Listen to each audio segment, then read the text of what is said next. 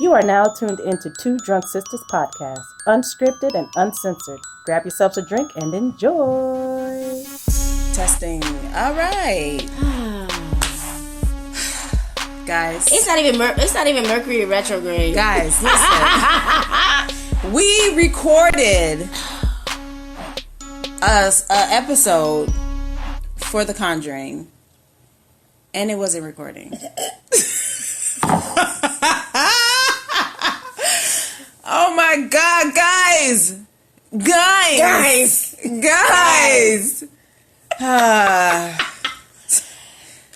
blame it on me because my phone is trash. Oh my God! Trash. Oh my God! We gotta do the intro again. We got to do it again, guys. Yeah. So, if listen, we were at least like 20 something minutes in. So if this is condensed and it feels rushed, that's because we did the shit already. Fuck. All right.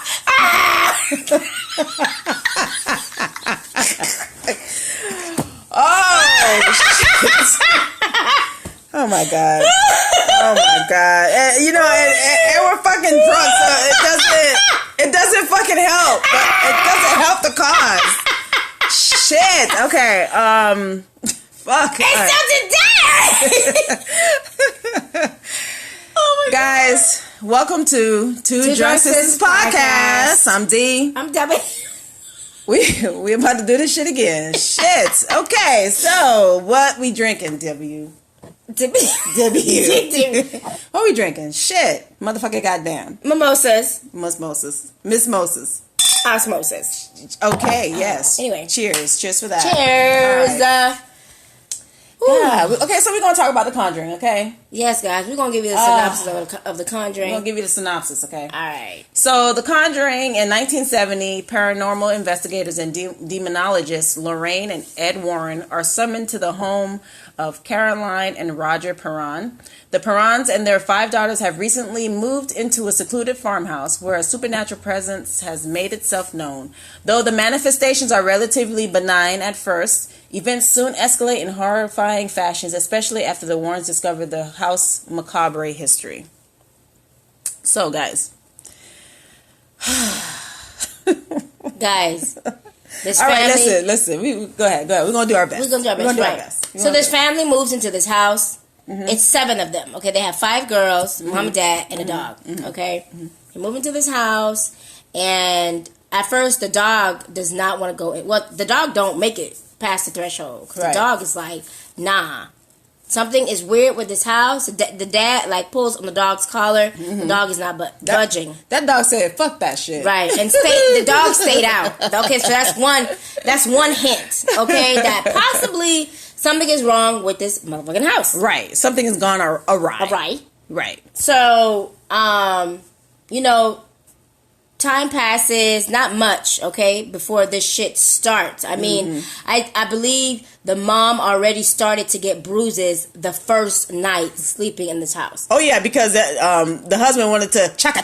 Right, and in the garden. And so the next day, he's like, the wife is like, "Yo, you was too rough for me last night." Okay, she was like, "What did you do to me last night? Look at this bruise, like, honey. Look at this bruise, honey." So that's another one. Right, it's started like that. And then the mom does notice that one of the clocks in the house stopped at 3:07. Mm-hmm. Then she saw another clock in the house stopped at the same time. Mm-hmm. So that's another thing. You know what I'm saying? All these little red flags, but I'm pretty sure they're chucking it up to it's an old house. Right, it's an old house. And maybe the wires got crossed, whatever the case may be. Mm-hmm. And so as time passes, of course, these things start to progress, like these weird, the clocks. Then it's a foul smell. Mm-hmm. Then it's the daughter hearing things. Yeah, seeing things, hearing things. Her kids are, when they sleep at night, they're complaining of things happening to them. It sounds like they have Rona. I'm sorry. Listen. I'm sorry. Listen. I'm sorry. Go ahead. I don't mean to. The Rona is real. That's all I'm saying. The Rona is real, y'all. Okay. So things just start to happen in the house. One incident was when the two sisters were sleeping, and one of the sisters felt like someone tugging on her leg, and she thought it was the other sister. Yeah, who was clearly sleeping in the bed. Right. That's like maybe the first week, but then the second time this happened to her, it was much more. It was with force, with aggression. With aggression, like bitch, wake up! You know what I'm saying? She almost fell off the bed. She did. And so she's like telling her sister like stop, and the sister's like, what you talking about? She had to put her glasses on because she's blind as hell. Like, what you talking about? And the sister's like, there's someone in, there's someone over there. There's someone in the mist. There's something in the mist. There's someone over there in the corner. You over there. You looking at me. You. There's someone over there in the corner. So anyway, the sister's like, I don't see nothing. Like, ain't nothing over here. I'm sure. I think she was the older sister. Yeah, her older sister. She was like one of the older yeah. sisters. She was like, nigga, I don't see shit. I don't see nothing. I'm about to stand by this door, and she pushed the door, and then you could see that the sister smelled something. The older sister, she smelled something. Yeah. And then that's when the other sister was like, "It's right behind you." Then after that door closed. Bam! She started to scream. Bam! And then. So of course the parents, everybody comes running to their room to find out what's going on. Mm-hmm. And so the sister, the parents break through the door. The sister tells the parents like, "There's something in here, and it says it wants to kill us." And so, with everything that has happened in the house... Listen, y'all, I'm looking at W tell the story. So, with everything that's happened in the house, all these things that's going on, the mom playing with imaginary... She thinks she's playing with her daughter, but it's not her daughter. Right. All this stuff happening, okay? And so, also, too, the dad... I guess because he's a truck driver. Yeah. Mm-hmm. He, went to work. And, I guess he takes, 4 or 5 days out of the week to do the route and comes back. Mm-hmm. So one night the mom is in the house folding up clothes and stuff like that. It's late. The kids should be sleeping. First of all, she was folding up clothes 3 o'clock in the morning. Right. I don't mean no. I mean, go to bed. You know what I'm saying? And go to bed. Yeah. And so, she hears the kids playing the clap game. She's like, y'all, it's late. Go to sleep. Right. But she checks up on the kids and they all the kids they all sleep. Yeah. So clearly, I know she's saying, okay, I'm just probably tired.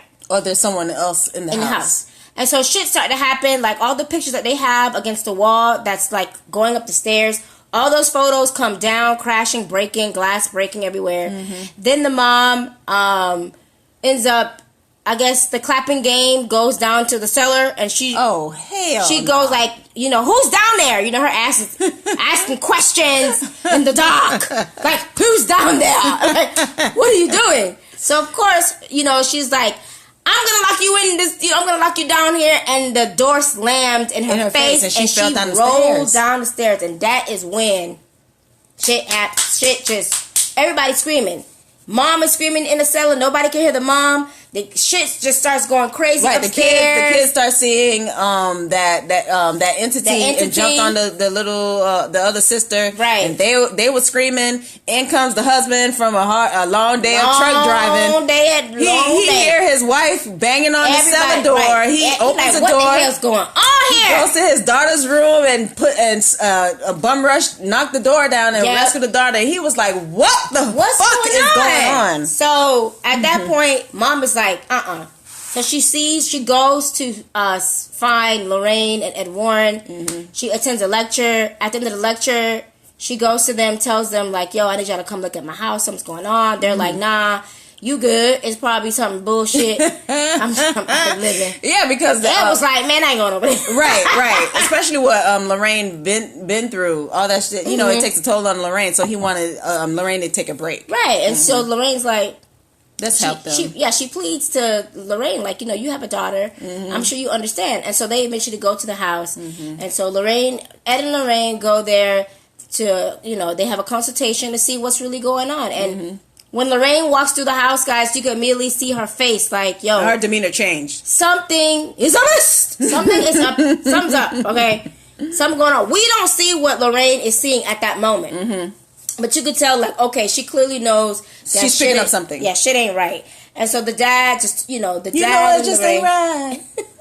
They are all the family's talking. You know, Ed is getting recordings. Lorraine is talking to the kids, Right. and you know, trying to find out like They're doing some research and development, right, pretty much. And so Lorraine goes out, you know, to the front of the house where there's a lake, and she picks up this really fucked up energy. And when Ed sees her, you know, Ed, you know, goes to her and is like, "What's wrong?" And then because she was about to pass out. and Lorraine sees like a woman. We don't see the body; we just see the legs, but you can clearly tell that the woman hanged herself, or she's being hung from somewhere, from the tree.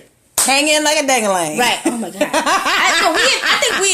So the camera zooms out and we eventually see what Lorraine sees. Right. And so that's enough evidence. Long story short. Long story short. They go and tell the family, like, okay, we're gonna go back. We're gonna find out what's the history of this house. So, Like, so they can know what they're dealing with. Right. And so Lorraine finds all this information about this house. Back in, like, I think the 1800s, it was purchased by this man and his wife, Bathsheba. And Bathsheba is, she's kinfolk to Mary Esty, who was, during the Salem witch trials, executed of being a witch. And so that's their house that the family is now living in. Right. So it's a land. It's not just that house property. It's a whole land. Right. And so one night, the husband found Bathsheba sacrificing the baby.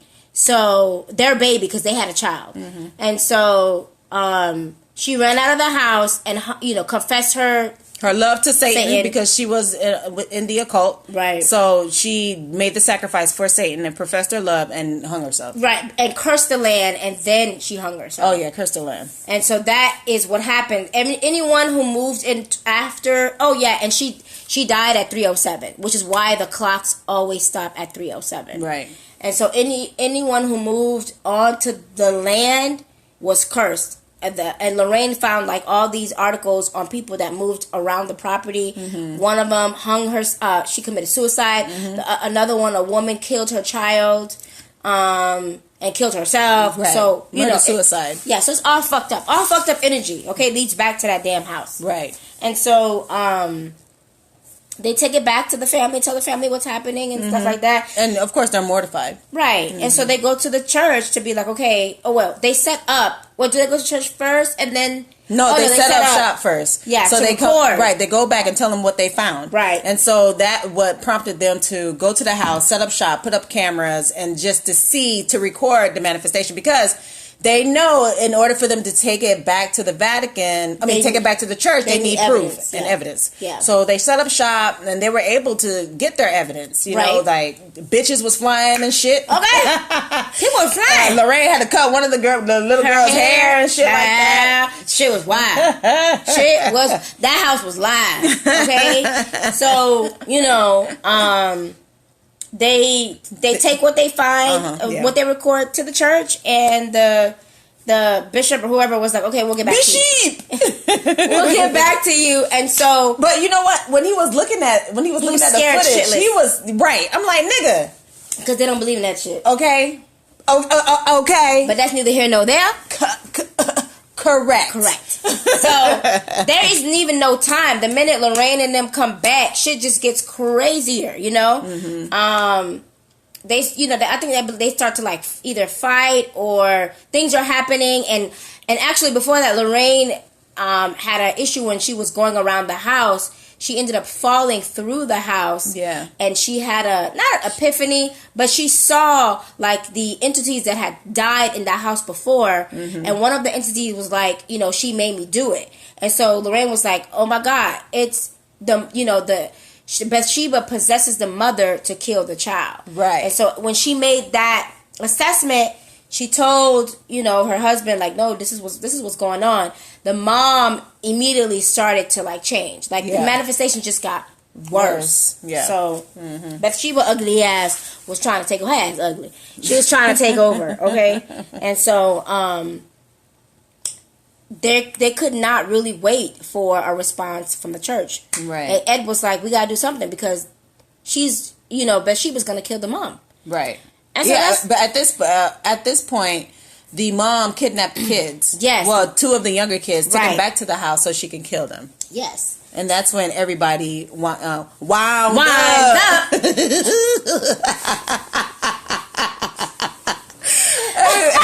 Everybody winds up, end up at the house and able to restrain the mom. Yeah. And then that's when Ed had to be prompted to exorcise the demon. And so that's what happens. They try to get the spirit out of her, and again, Bathsheba breaks out of the rope that they tie her with, and still tries to go after her youngest child. And then that's when because the youngest child was hiding. Yes. And then when that stupid asshole crew member was like, "Hey, I found her. She's under the such and such, boy." Bathsheba broke free and was like, "Nah, this is my opportunity." Right. And so Ed, she wanted that kid. She did. Woo. Ed called it by its name, and Bathsheba ugly ass turned around like, "Bitch, what? Bitch, where?"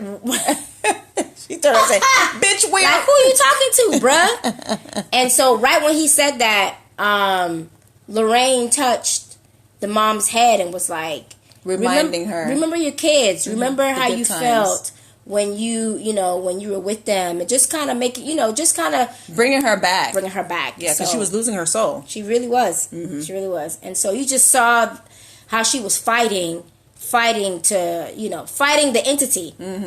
And then finally she broke free. Finally, what they did helped the mom, and she eventually was able to recover from the possession. Right. Yep. And so Bathsheba has been eliminated. Yes. She's no longer This house is clear. And that's on that. So that's The Conjuring. That's The Conjuring. James Wan is the director, and I since this is the first film that James Wan, when I was reading up on his directing, he likes to let the audience mind wander. Like I think he said he doesn't like making like animatronics or creepy stuff. Oh, okay. He wants the mind to make up that illusion, because our mind is scary enough. Yes, because it will make up the illusion. That's for damn sure. Right. Because we like a pile of clothes. Right. Because our subconscious know what we're afraid of. Yes. So it makes up what's scary to that person. So like that pile of clothes on the chair at 3 o'clock in the morning is looking like some look like a pile of shit. Okay. He would. His directing style is very what would you call it? It's very like on purpose. Yeah, what I'm saying. So he would view a dark space. You're looking at just blackness, and you're thinking something's about to pop out, but nothing pops out. And that's what he likes to do. He likes for the audience mind to wander, and I like his directing for that. I like it. So do I. So watching, The Conjuring came out in 2013. So watching it in 2013 and rewatching it in 2020. Do you still like the film? I still love the film, absolutely, and I can't wait for the next installment. Right. So there's Conjuring 2 and 3, and then they'll have a fourth one, right? Or no, they haven't. The third one is what's coming out next. The third one's what's coming out. Yep, I believe it's coming out this year. I don't know what's gonna happen with Rona. I'm not sure if they're gonna push it back, but it's supposed to come out this year. And stay it's called The Devil Made Me, like The Conjuring. The Devil Made Me Do It, or something like that. Oh, really? Yeah. Or something like that. Interesting. So yeah. So, again, I enjoyed the film. I always enjoyed that whole world, the whole Annabelle, the nun, all that. That's right, because The Conjuring is the doorway for Annabelle. Yep. And the nun. Yeah. Yes. I think the nun was not scary enough, but that's just me. Yeah. The first one? Oh, you know what? I mean, like the actual nun movie. I like how she made appearance in the films. Right. Those were creepy. Right. But the actual movie, I felt like could have been. We'll talk about it. We'll talk about it. Because we got to start from the beginning. We got to start from the beginning, and when we'll cover the nun. Yeah. So if you enjoyed us, and you have any questions or if you have a movie that you want us to watch or a show that's horror, sci-fi, fantasy, hit us up on our email. Yep. The number 2 drunk DRUNK Sistas SISTAS at gmail.com. Hit us up there. Hit us up on our Instagram at the number 2 drunk sisters. And let us know your thoughts. What did you think about The Conjuring? Right. And what was your favorite scene? Did you have one? Was it creepy? Right. Was it creepy for you? Did you have nightmares? I didn't have any nightmares. It was just like a lot of jump scares. A lot of jump scares, absolutely. Yeah, it was a lot of jump scares. So yeah, but yeah, guys, you guys take it easy. Definitely watch this film at night.